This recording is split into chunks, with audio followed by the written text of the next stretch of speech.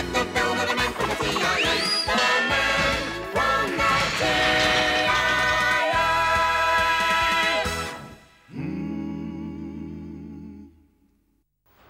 Au centre d'une ville paisible, dans une rue paisible, se tiennent les bureaux de la TIA. C'est dans ce bâtiment que des agents très spéciaux livrent un combat titanesque contre les méchants, sans jamais se mettre la tête dans le sable. Morte, venez. Le patron a besoin de nous pour une mission spéciale, mais il faut affronter Ophélia d'abord. Ben, je le sais bien et je suis fin prêt. Un agent de la TIA ne recule jamais. Jamais.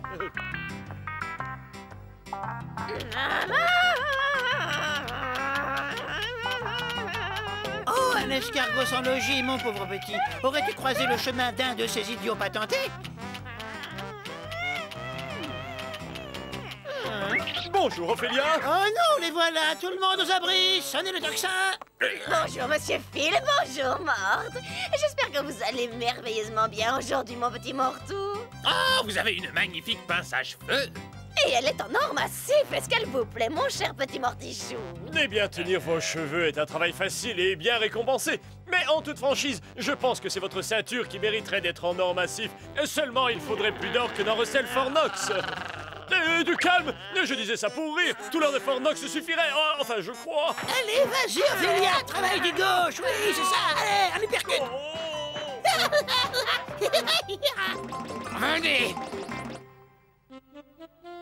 Messieurs, le verre est dans les fruits de la pomme pourrie au fond du panier. Voulez-vous qu'on liquide l'épicier du coin? Non, crétin, il y a un traître au sein de la TIA. L'épicier est un agent de la TIA? Mais vous voulez dire qu'un de nos agents trahit notre cause? C'est exact. Des documents ultra secrets ont été livrés à l'ennemi. C'est horrible! Vous devez démasquer l'infâme cloporte qui trahit pour quelques millions de dollars. C'est fou ce que les gens sont prêts à faire pour de l'argent. En effet, oui. Seul un être bassement vénal agirait ainsi. Oh, j'en connais au moins un, et il n'est pas si loin de nous. Mais...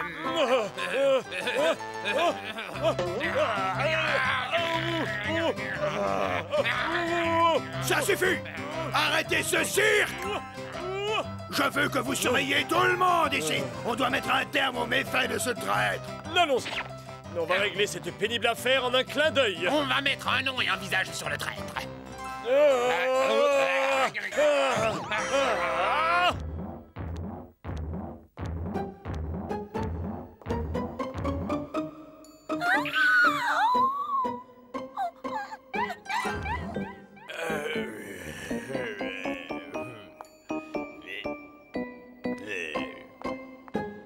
Est-ce que vous avez vu, chef? Oui, on aurait dit des documents secrets. Oh.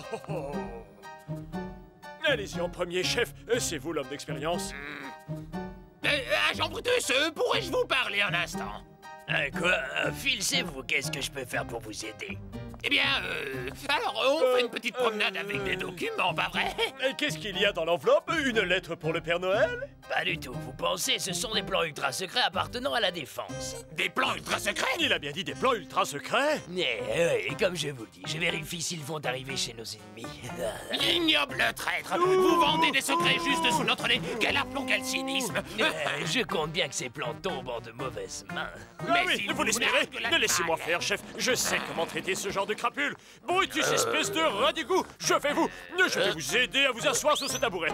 Il faut absolument faire quelque chose pour vos bretelles. Elles sont trop longues. Heureusement, j'ai la solution au problème, chef. Mais qu'est-ce que... Attention, c'est parti! Il a un poids chiche dans le crâne. Au fond, un peu d'acier ne peut pas lui faire de mal, n'est-ce pas?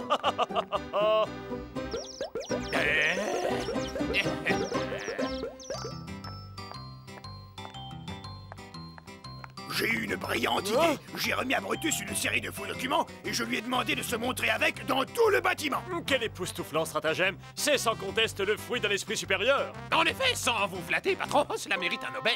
Je sais, nul doute que le traître va essayer de délester Brutus de ses documents, mais vous serez là pour le cueillir. Eh bien, justement, le devoir nous appelle. Mais que fait Brutus allongé sur le sol? Qu'est-ce que ça signifie? Inutile de se mettre la tête dans le sable. Après ce qu'on vient de faire, même l'Australie n'est pas assez loin d'ici. Nous paierons en retrait stratégique. Ah, bonne idée, chef. Non. Payer. Ne leur faites pas trop mal, Brutus. Laissez-moi un peu.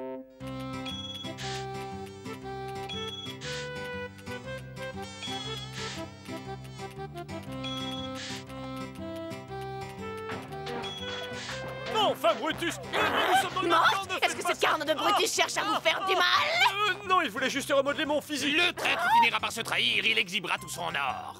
Vous allez peut-être me trouver snob, mais seul l'or massif est capable de souligner les traits harmonieux de mon visage. Ces magnifiques boucles d'oreilles me vont à ravir. Ah.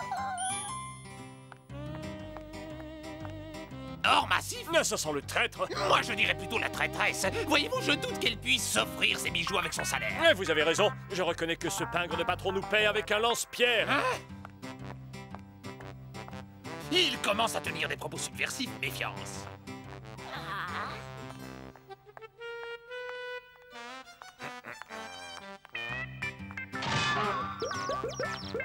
Hors d'ici, ça tire! Ça valait la peine d'essayer. Je vous pensais plus rusé, vous auriez dû utiliser un de vos déguisements. Mais oui, bien sûr. Merci, chef. Je vais suivre votre conseil sur le champ. C'est comme la pêche au gros. Je mets la patte dans l'armoire et j'attends le poisson. Quel sale vicieux, il me harcèle dans les toilettes. Il a Hey, y a de rage dans l'air. Un voyeur, j'aurais dû les... Si elle me surprend en fouillant dans son casier, je risque fort y passer. Oh, quel résidu de fond de poubelle. Ouais. J'aurais dû lui faire manger son horrible costume. Qu'est-il arrivé à cette considérable tête de lard? Hey, il y a un malentendu. Je ne parlais pas de vous. Oh, mon chef, ce n'est pas le moment de piquer un somme. On a du pain sur la planche. Allez, debout, vite. J'ai enquêté sur Ophélia, mais ça a tourné court. Elle m'a surpris la main dans le sac. Oh, désolé. Et elle a eu la main lourde, je connais ça. Je suis navré, je n'aurais pas dû la suivre dans les toilettes pour fouiller dans son sac. Ne vous accablez pas, morte. Vous avez fait votre devoir et cela vous honore. Oui, mais elle n'aurait pas été si dure avec vous si je n'avais pas mis ce déguisement tout à l'heure. Oh, oh, oh, oh, oh, oh, oh. Revenez ici, espèce de tordu. Je vais vous... Ah, il est beau le stratège. Suivre une dame aux toilettes, ça ne vole pas très haut. Ah, enfin, façon de parler. Oh, qu'est-ce qui se passe? Moi j'ai peur. Il fait tout noir. Oh. Cette fois, je prends l'affaire en main. Règle numéro 1, inspecter les affaires du suspect afin de prouver sa culpabilité. Elle arrive. Règle numéro 2, ne pas se faire prendre. Oups.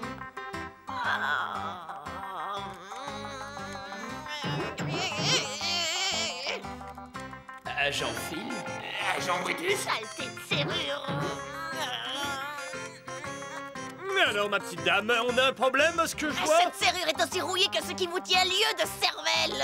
Allons, donzelle, pas de panique. J'ai ici le remède universel pour effacer les petits soucis du quotidien. Et de quoi est-ce qu'il parle? Je crains le pire.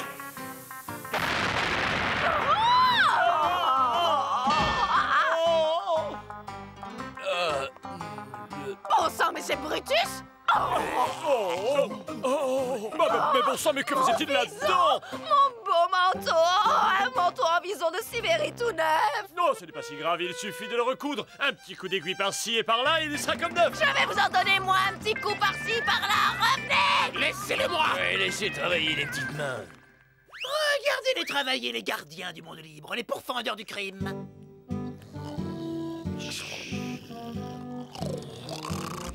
Agent Phil, agent mort. Alors, elle avance, cette enquête. Ils sont fichus cette fois. Ils vont aller faire la circulation. Comment est-ce possible? Oui, patron, on étoffe le dossier. On t'appelait, rapport. Bien sûr, j'imagine que ces photos de Starlet constituent des indices sérieux. Et j'imagine que vous utilisez un papier invisible pour vos rapports. Tout à fait, c'est extrêmement top secret. Ah, vous lâchez. Ça devait arriver. Je veux des résultats, le traître est ici. Je peux même qu'il soit dans le bureau d'à côté. Oui, ces plans sont en ma possession. Ils m'ont coûté une petite fortune. Rassurez-vous, je les ai mis en lieu sûr. Vous les aurez bientôt. Tiens, on dirait bien que le félon est démasqué. Morte. Êtes-vous certain que Bacterium est le coupable? Bien sûr et certain, il a caché des plans en lieu sûr et compte les livrer à son mystérieux interlocuteur. Je crois savoir où il les a mis. Venez, suivez-moi. Non, attention. Excusez-moi. Oh, Pourriez-vous me laisser passer?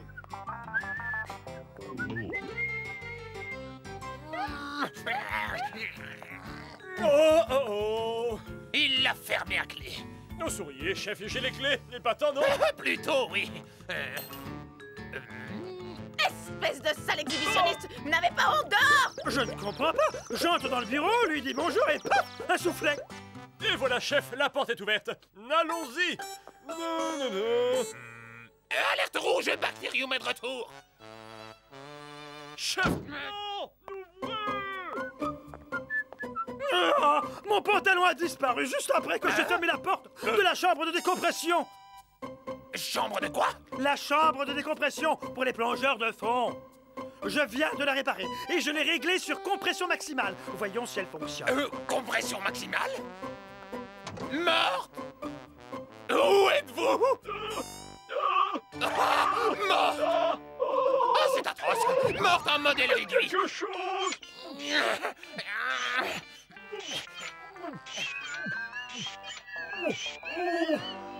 Bacterium en a profité pour s'échapper. Je me demande ce qu'il prépare. Oh, ma nouvelle invention géniale. Je dois la mettre en sécurité. Ce tiroir fera l'affaire. Jamais personne ne les ouvre. Ah, mais qu'est-ce donc?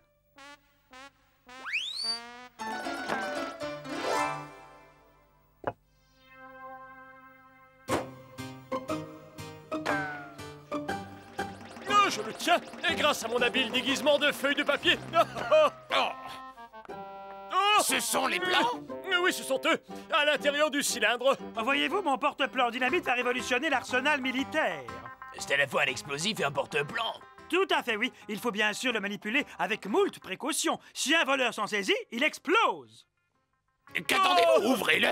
Oh, écoutez, il y a comme un bruit à l'intérieur. Ah, c'est joué, Morte, envoyez-le-moi. Oh, d'accord.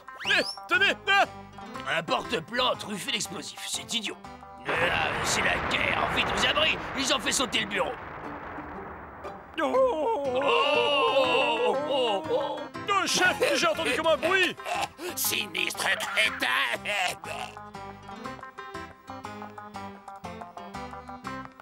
Oh, attrapons-le, Taillot. Rendez-moi ça. Qu'est-ce qui vous prend? Vous êtes Votre malade. infâme petit commerce est terminé. Regardez ce que je fais de votre courrier pour l'ennemi. Mais oui, vous êtes fou allié. Ces plans valent des millions. Ah, il avoue le bougre! Bien, allons montrer ses pieds sa conviction au patron. Oui! Il sera trouvé un châtiment exemplaire pour ce félon. Dites, vous n'auriez pas vu le professeur Bacterium par hasard? Eh bien, justement, nous voulions vous annoncer... Que selon toute vraisemblance... Venons-en au fait, il doit me remettre des plans ultra secrets. Ces plans datent du XIIe siècle. Ils n'ont pas de prix. Ce sont les pages manquantes du Codex Mirabilis de Benedictus le Chauve. Professeur, comment vous est-il arrivé? Où sont les plans? Attention! C'est à ce moment-là que l'agent Mort a déchiré l'enveloppe. Il en a fait des confettis. Et puis il m'a tapé sur la tête. On s'en fiche de votre tête. Morphile, venez voir ma nouvelle pièce de musée. Chef, vous croyez que son épée date du XIIe siècle? Taisez-vous! Cachez votre sale petite tête de fouine, un serpent à lunettes, c'est louche! Allez, grand fou, raconte-moi des sornettes pour mal. Eh bien, bonjour à vous, mademoiselle Ophélia.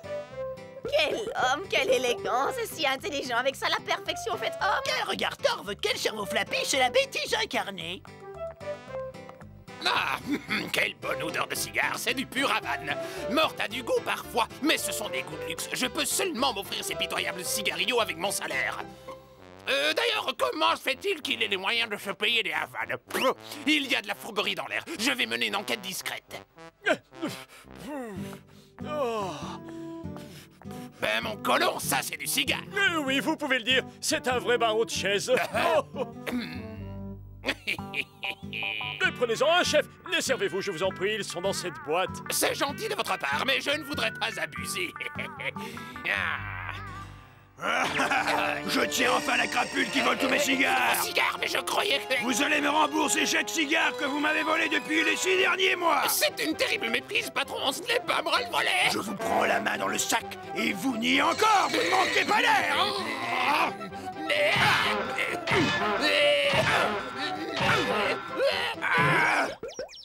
Bon, faisons un rapide calcul. Vous m'avez pris 428 cigares à 2 $ l'unité, ce qui nous donne la somme rondelette de 856 $. 840, 841, 842, 843, 844, Oh, oh. 845, 846, 847, Oh. 848, 849, 850, 51, 52, 53, 54... Il y a quelque chose de pourri à la TIA. Le chef donne des dessous de table au patron. En y réfléchissant, je ne serais pas surpris que ce soit eux, les traîtres. Avec ce déguisement, je ne quitterai pas le chef d'une semelle. Il ne saura même pas que je le surveille de très près. Et voilà, à présent je serai sur son dos jusqu'à ce que je puisse prouver qu'il est bien le traître. Ne bougez pas, Jean-Phil, il y a un insecte dans votre dos, je vais le chasser. Je l'ai eu. Et du premier coup encore. Très impressionnant, vous avez réussi à me démettre quelques vertèbres. Allez, 20 ans et ça le parasite oust, mais c'est qu'il s'accroche l'animal. Vous avez entendu, hein, Jean-Phil? Oui, cette voix ne m'est pas inconnue.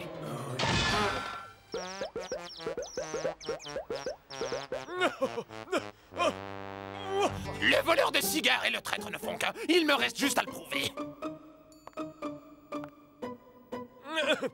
Monsieur ne doit en aucun cas voir ce document. Il sera en sécurité dans ce tiroir. J'irai le chercher plus tard. Je ne pouvais pas rêver d'une meilleure cachette. C'est un sondable crétin et d'une imprudence rare. Voici la preuve de sa trahison. Les plans secrets, je le tiens. Ah, Jean-Phil, dites-moi ce que vous marmonnez dans votre barbe. J'ai un document à vous montrer. Jetez-y un coup d'œil. Vous me direz ce que vous en pensez après. C'est le fruit d'un travail acharné. Sainte barbouze. Alors, stupéfiant, non? J'espère que vous êtes satisfait de mon travail. Ça vous amuse, espèce de facochère puant? Vous pondez cette insolente ignominie et vous avez le culot de me la montrer. Où est le dessin que j'ai fait du patron?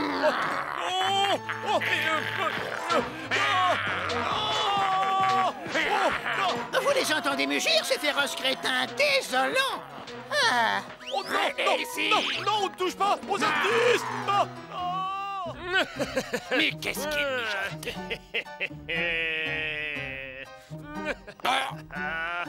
Les plans sont là-dedans, ma main au feu.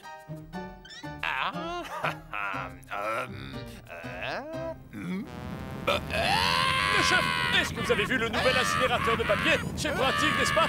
Mais qu'est-il arrive à votre main? Vous brûliez de trouver je ne sais quel document, on dirait. Un conseil, il ne faut pas déposer les papiers, il faut juste les jeter. Si je m'écoutais, je pousserais ces deux idiots toxiques dans ce conduit. Ce serait une bonne action.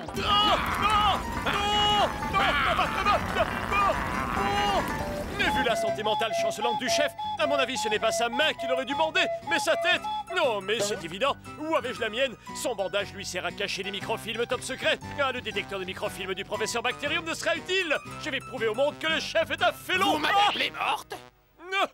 Oui, ce curieux coffret est un antidouleur à ondes radio. Placez votre main juste ici, cela vous soulagera. Bon... Comme ça? C'est parfait. Gardez bien cette position. Je vais presser le bouton rouge. Une alarme retentira si elle détecte un microfilm sournoisement dissimulé.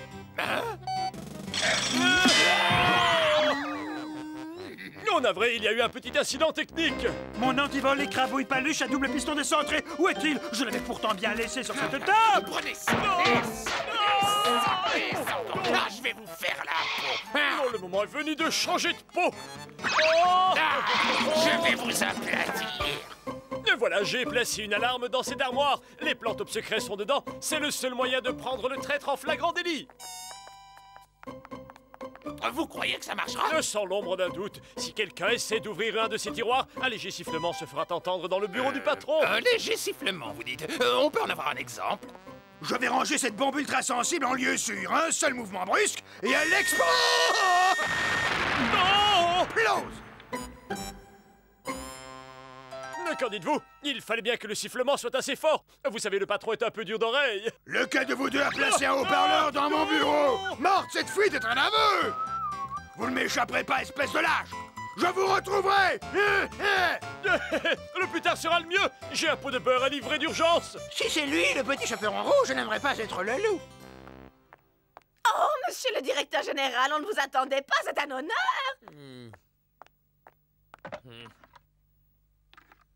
Mais oui, monsieur L, il est absent. À votre service, monsieur le directeur général. Que puis-je faire pour vous? Mon cher, il serait plus convenable de m'appeler Excellence. Nous n'avons pas gardé les barbouzes ensemble. Du reste, mon nouveau titre de duc exige un certain respect. Ah, ça y est, chef, je tiens la solution du problème. C'est simple comme bonjour. Il faut appuyer ici quand vous ne vous servez plus de cette armoire. Et hop, elle s'enfonce dans le sol. C'est diablement efficace, n'est-ce pas? Si votre excellence me le permet. Voilà, c'est parfait. Ah non, le cauchemar recommence. Non. Non. Je veux savoir qui a fait ça. Débarrassons-nous des pièces à conviction. Mettons l'armoire à la cave. Personne ne la trouvera là-bas. Il est temps de m'en aller. Ce fut un honneur et une joie immense de vous recevoir, votre excellence ducale. Non, chef, regardez, j'ai trouvé une vieille bombe à la cave. Et c'est la même qui a servi pour l'opération Condor Passa en 52. Eh bien, chef, que se passe-t-il? Vous tremblez? Eh ben, attention, mon ballon de foot va exploser. Oh, un misérable insecte se posait sur votre excellence ciel et ducale voiture. Là, je le chasse. Voilà.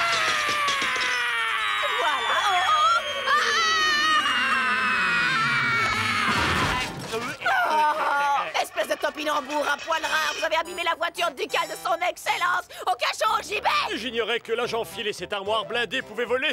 Mais voyez-vous, c'est l'avantage de notre métier, on en apprend tous les jours. Son excellentissime duc va vous transformer en pâté pour chien. Oh, il y a de la tôle froissée. C'est une catastrophe pour la TIA. Notre directeur général est indisponible. Le traître court toujours. Une seule solution, avertir notre agent au service de coordination. Où se trouve le service de coordination? Juste en face, mais ça doit rester secret. C'est bien dans ce service que vous envoyez tous les documents secrets, pas vrai, patron? Oui, en effet. Vous les envoyez par la poste? Jamais de la vie, c'est beaucoup trop dangereux. Plutôt, oui, vous utiliserez le téléphone. Certainement pas. Il n'y a rien de plus facile d'écouter une ligne. Alors comment faites-vous? Dites-le nous, patron. Je transmets les secrets de la manière la plus sûre. Regardez. Freddy, écoutez, le plan top secret numéro 57. Nos agents vont relever les fonds de la banque du Flouze et Lingot. Le transport se fera en calèche pour tromper l'ennemi. Départ 11h15. Je répète, départ 11h15 de la banque. Reçu 5 sur 5. Détachez-moi. Laissez-moi descendre de ce manège. Eh bien voilà encore une belle journée dans ce décor champêtre où l'air est vif, empli d'odeurs d'herbe coupée et traversé Nous par venons les graines d'apprendre de la que le transport de travail. fonds de la banque du Flouze et Lingot a été dévalisé. Le butin célébré à plus tard.